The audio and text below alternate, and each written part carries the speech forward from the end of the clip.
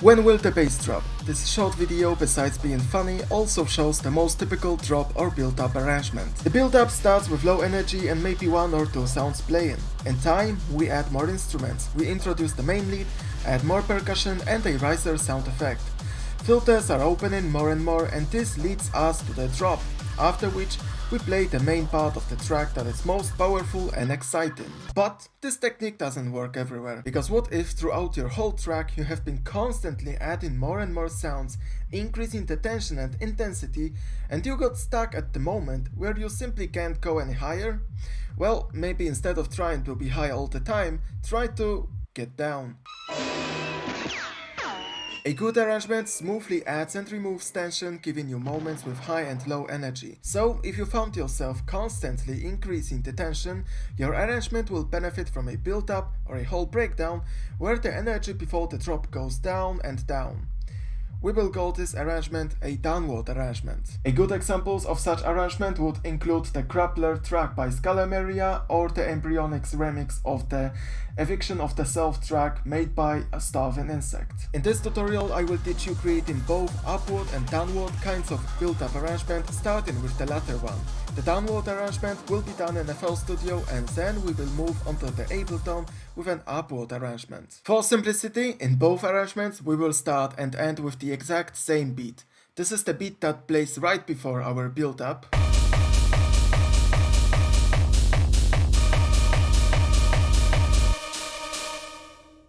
And this is our beat after the drop.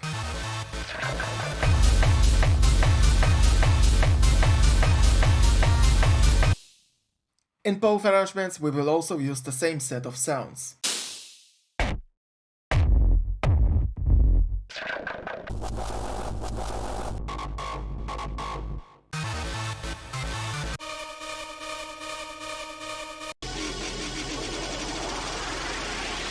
All these come from my unfinished yet hard/industrial techno sample and preset pack. It's going to have both samples and serum presets inspired by artists like Rajski, Beju or Ayakana.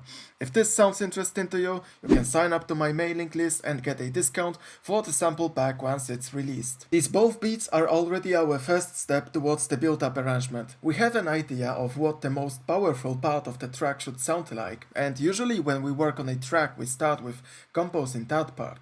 We also have an idea of how does a track can sound like before the build-up or breakdown. That is our context, and by knowing that context, arranging the empty space in between these parts will become much easier. Let's bring our downward arrangement curve. Because we are supposed to start the arrangement with high energy, a good starting point is to extend our current beat.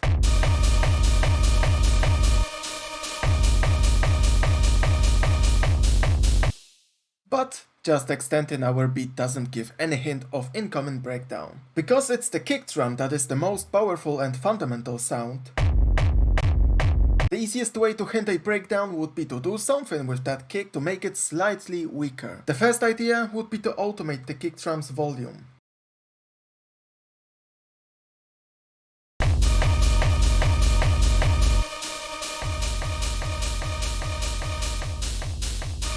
Because of a sudden drop in volume, the kick drum right from the beginning of a breakdown falls behind, suggesting that the breakdown has indeed begun. Another good idea would be to play in the breakdown some kick drum layer instead of a full one.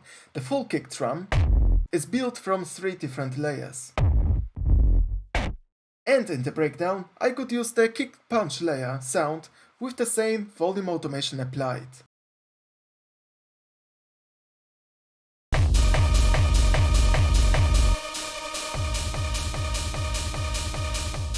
With this trick, the listener knows the breakdown has begun, but because we have made the kick drum quieter, the energy in the beginning of the breakdown isn't very high. Because the kick drum has fallen behind, we have an opportunity to add here another sound. Let's try some unused sounds here to see what fits. The main lead, even with a simpler melody, sounds bad along with the screech-like synth, but that bass sound Sounds fine. Because I want to introduce subtly the main lead sound before the drop to make the transition from the breakdown to the main part more smooth, I'm going to add that sound just later, when the screech-like synth fades away. So we already know we can make that synth disappear in time. Instead of a simple volume automation though, I can use now some filters to do that job. In the mixer, I added a filter freak 2 to the screech-like synth. I combined both bandpass and a low-pass filter to remove high frequencies in time. What is cool is that both filters are modulated in time. I've done that by using the mod knob to tell the modulation range. The section on the right dictates the modulation speed and rhythm. I'm going to automate the low-pass filter cutoff frequency knob. Without using the mod knob, that automation would sound like this.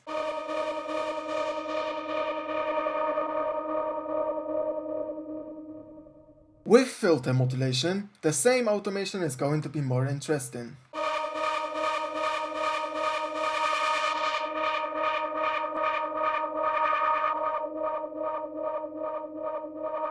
And this is how the screech-like synth is going to fade away.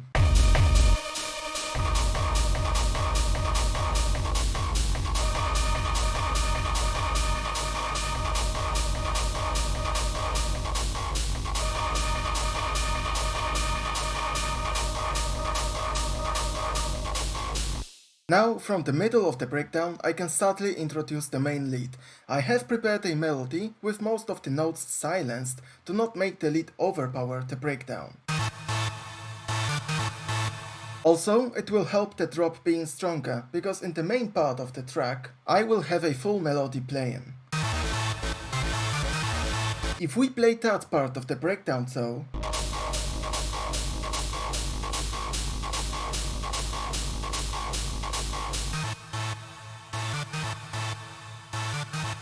we will notice the lead is still too strong. To make it sound less powerful, we could use another volume or filter automation, but since it's my serum preset, maybe I can automate some parameters in the synthesizer to get a more interesting effect. Presets in my upcoming pack are fully modifiable with macros that describe their behavior. The first thing I can do to make the lead weaker is to turn off the sub-oscillator that gives lower frequencies to the lead. Then I can use the macros to, at first, remove any detune from unisono voices and to bypass the filter that gives an extra texture to the sound.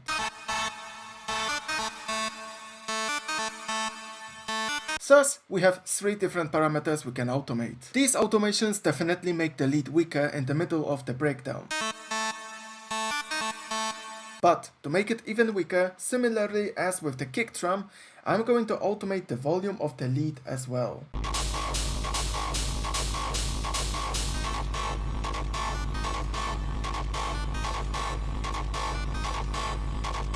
Let's leave the main lead right now and look at the bass sound. Because as of now, it's played over and over throughout the whole breakdown. That sounds boring, so let's automate something and that sound too. In Serum, I can again turn off some of the oscillators to weaken the bass. Here, turning off the oscillator A sounds good. So here's an automation for just that. Another thing would be to use the compression macro that mixes the multiband compressor to the sound. Once I turn this macro down,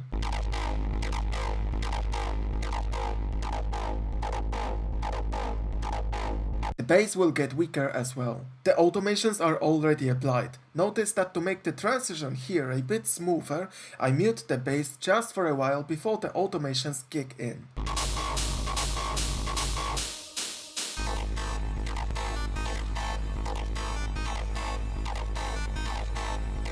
Now it's time to make these 2 remaining sounds fade out. Let's automate the lead volume more to make it fade away in time. And for the bass sound, we will automate a high-pass filter. Both sounds are supposed to be inaudible in the end of our breakdown.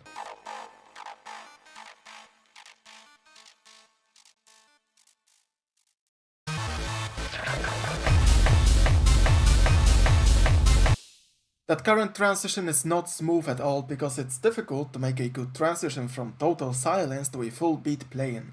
A typical thing is to add some rising sound right before the drop. For that, I could use a riser effects.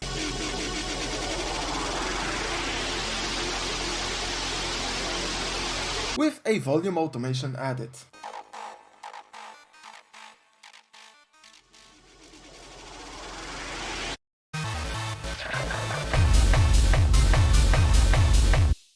The drop sounds slightly better, but that short silence could be filled with something. A reversed kick drum is an interesting thing to add. I'm going to right click the full kick and click Make Unique to clone this kick channel. Then I reverse the sample in the sampler and arrange it to be played right before the drop.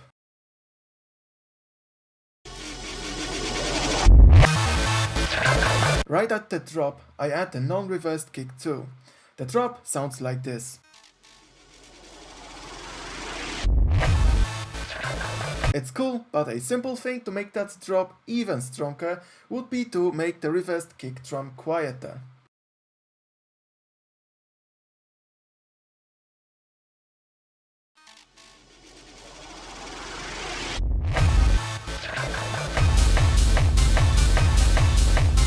And that is the whole downward arrangement of a build-up or a breakdown.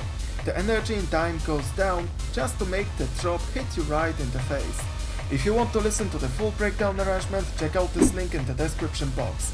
Now we will move on to the Ableton to arrange the upward breakdown. In the upward arrangement, the energy and tension is supposed to go from low to high. If we were about to just take the arrangement from FL Studio and flip it horizontally, we wouldn't be far off from a good arrangement. So, for example, when in FL Studio we had both cymbal and kick drum playing in the beginning of the breakdown, a good idea will be to move these sounds to the end of the upward breakdown when we will be arranging it in Ableton. But let's start the arrangement from the bass sound that will fill most of the space in the breakdown. In FL Studio, that bass was not filtered at all in the beginning of a breakdown. In Ableton, we will immediately use a low-pass filter so we can open it up in the middle of the breakdown. The bass sound itself will be also different.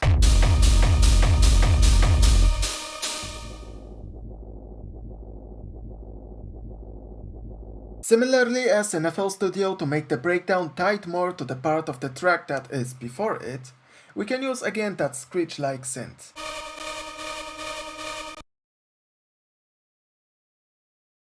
So again, to increase the tension and intensity later, that screech will be tamed in the beginning with a low-pass filter.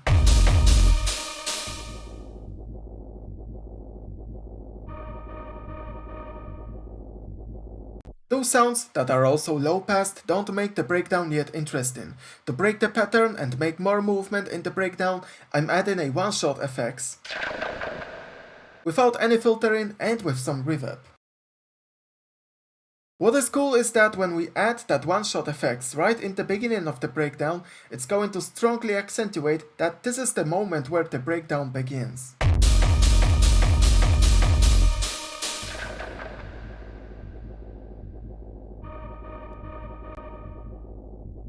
I think we all can see where we are going with these filters opening up, making the sounds full right in the middle of the breakdown. Again, to make the transition between the breakdown and main part of the track smoother, we have to introduce the main lead sound. But because we can freely increase the tension and intensity more, why not to use the riser effects before that? This will give even more impact to the main lead introduction.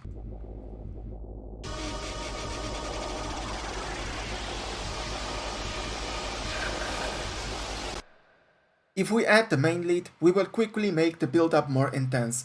Notice a high-pass filter automation. We can play around with it almost as we wish to, because regardless of whether this filter opens up, letting lower and lower frequencies play or closes down, passing through only higher and higher frequencies, both these things will keep increasing the tension. Another thing I automate is the unisono voices detune. As the lead sound keeps playing, I increase that detune to make the lead sound more full and rich. Let's preview this part of the arrangement, starting from the riser effects to feel the increase in intensity.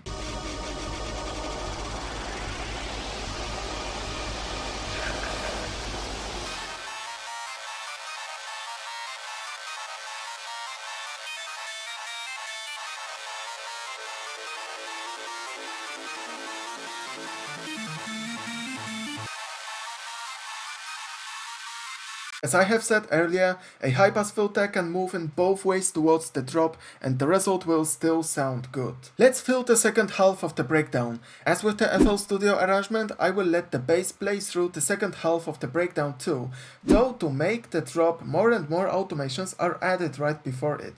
Besides using just a high-pass filter, I will do the same trick I did in the FL Studio arrangement and automate some macros, along with turning off some of the oscillators.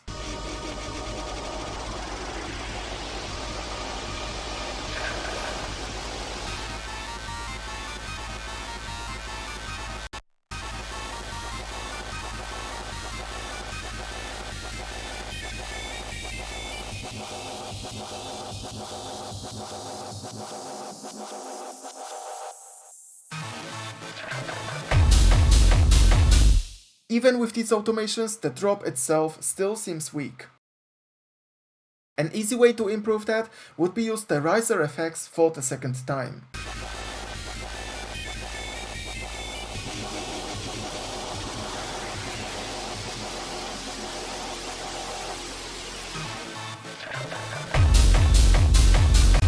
The second half of the breakdown could be more intense.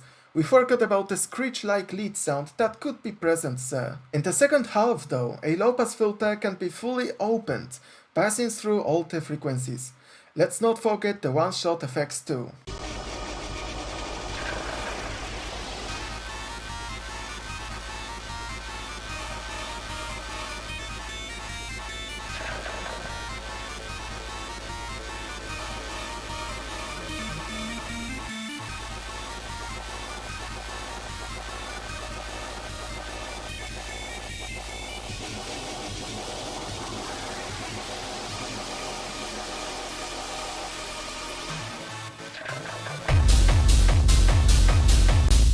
A cherry on the top will be the percussion added.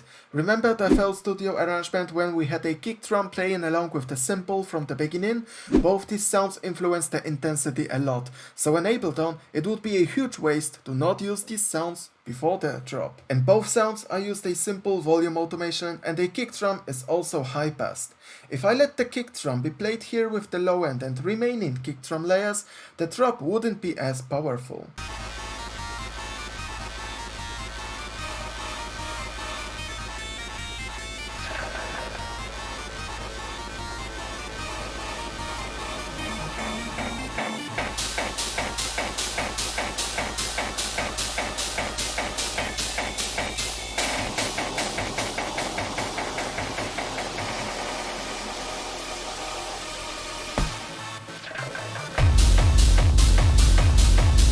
I even managed to squeeze inside the bass sound we have used earlier in the FL Studio arrangement.